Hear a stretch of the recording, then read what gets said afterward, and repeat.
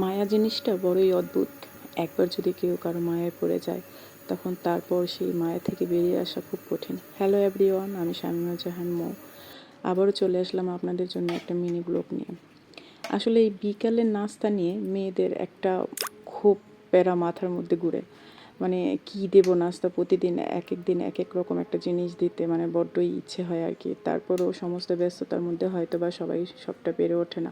তারপরেও তো সারাদিনের ক্লান্তির পর বিকালবেলা চায়ের সাথে একটা কিছু তো খেতেই হয়, নয়তো বা দেখা যায় সারাদিনের ক্লান্তিও দূর হয় না। আর বাচ্চা কাচ্চা থাকলে তো কথাই নেই, তাদের তো কত আবদার, এই দাও সেই দাও, কত কাহিনী।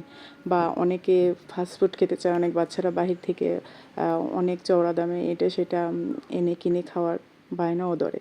তবে আমরা যদি একটু কষ্ট করে একটা কিছু বাচ্চাদের বানিয়ে দিই ঘরে, তাহলে হয়তো বা স্বাস্থ্যের জন্য ভালো হবে, আর মাঝখান দিয়ে টাকারও হয়তো বা সেভ হবে। তাই সমস্ত কষ্ট মাথায় রেখেও, সমস্ত কষ্ট ভুলে যেও আমরা নারীরা কি করি, যে থাক কিছু একটা তৈরি করে দিই।